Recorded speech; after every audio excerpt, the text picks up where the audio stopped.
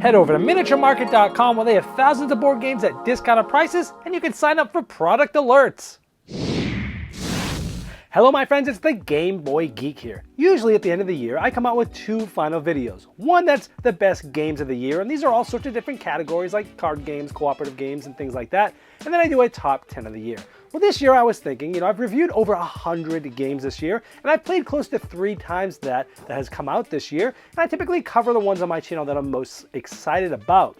However, I do have about 40 unique games that I'm going to be covering over the next 12 days or so. I'm going to put out 10 final year videos coming out here shortly, one after another, of all different categories, top 5 games of all these different categories. Then I'll do a final categorized video that will have some new categories. I didn't quite have 5 to put on there. And then I'll do my top 10. So as a gift to you, since I've played this many games and I've had fun doing it, I want to bring 40 new games. So most of these lists will have no crossover.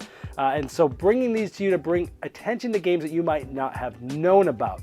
Now, in addition to that, as these come out, you can always see the latest one at GameBoyGeek.com/2019. Now, if you subscribe to my channel, you'll see them as they come up, but you can always go to GameBoyGeek.com/2019, and as they get released day after day here towards the end of the year, you'll be able to see them, just popping up there as they come up.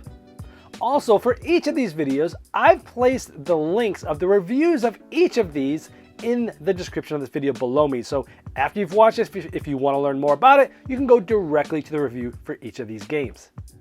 And with that being said, let's go over the top 5 expansions of 2019.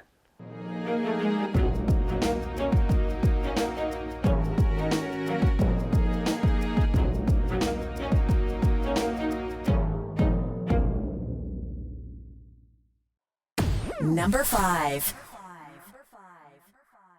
Now, the first one here is Sagrada, Great Facade, Passion. Now, this is one of a 3-part expansion series. This is the first one that came out.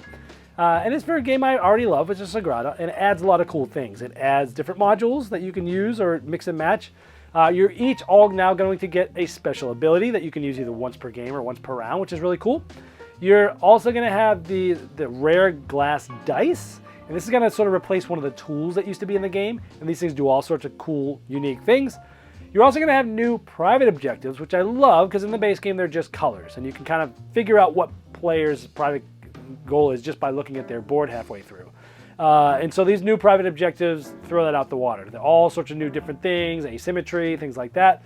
And then there's also new public goals. And that, again, gives the game more replayability. So it's a small modular expansion, but it added a lot of interesting things to a game I already loved. That's Sagrada, Great Facade, Passion.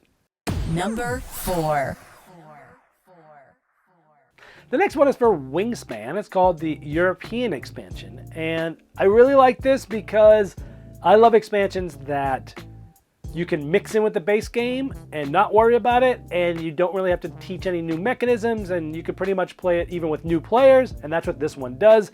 Lots more variability, all birds about Europe, lots of different player interaction that they've asked that these birds do now, things that trigger off what other players are doing. So if players are triggering off a certain strategy, the birds in this expansion will actually allow you to get points based upon what other players do.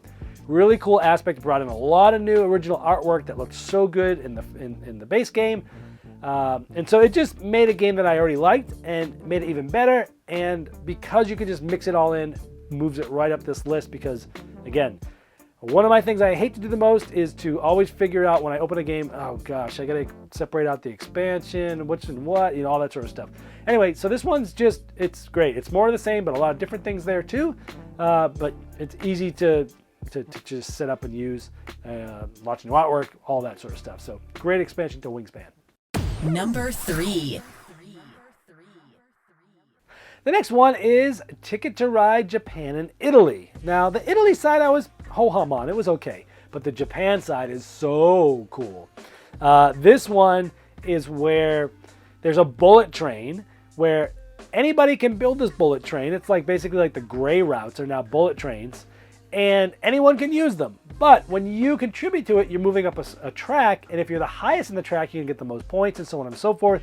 If you don't contribute anything to the bullet train, you'll get negative points. But it's this interesting twist of, oh, do I just ignore it, let other players do it, and then use tickets that go on there?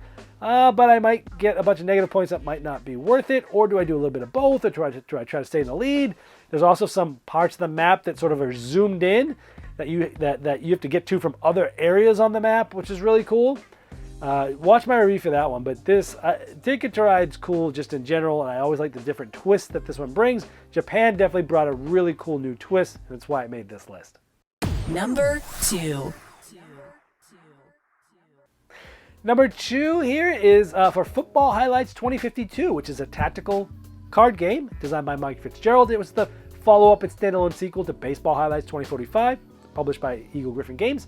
And in this, the expansions here are a bunch of new teams. The game comes with 4 teams, and each of them have sort of like their own little differences and such, but it brings out a ton of new teams. They've got, Chicago, Green Bay, Atlanta, Denver, tons of different teams, and each of those teams now have some new abilities that weren't there before. Sometimes some of these things depend on where the opponent is in reference to the goal line. Maybe if they're closer, you get to do this, things like that. Sometimes you want to let them get a little closer so you can play this card to do this.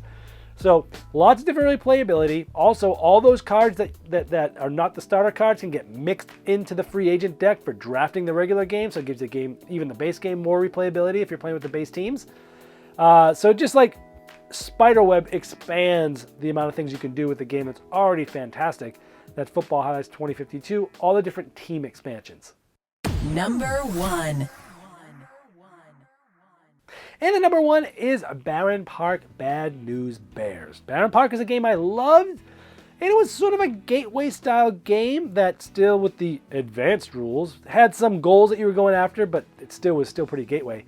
This one added a few things like the grizzly bears and a monorail system, and it made it spatially a lot harder to deal with, a lot more things to think about, because the monorails always have to do like a 90-degree turn, and the grizzly bears, you can discard some tiles at the beginning. You're trying to get these huge tiles, which take up a lot of room, but they're also hard to place, especially towards the end of the game. And so it just added these concepts and these components that were cool. The monorails make it look a lot cooler, but it basically took a game that was sort of a gateway style game, and without making it too much harder to teach, made it so that it's really a gamer's game now that makes you think in different ways than you did before. It really makes your head smoke. It takes a game that was easy to kind of figure out and do things and pleasant. Now you're like, it just hits your brain in a much better way without having a lot more complexity. That's why it's my number 1 expansion of the year, Barren Park Bad News Bears from Lookout Games. Well, I hope this helped you learn about games that you didn't hear about before, or if you'd heard about them, learn a little bit more about them in depth. Now, as a reminder, all of the games that I've covered in this video, I've placed links below to my reviews of those if you want to learn more below me. Also, keep in mind that there's going to be plenty other end 2019 videos that I'm putting out of all different categories, top 10s, top 5s, and the easiest way to find all those is just to subscribe to me down below.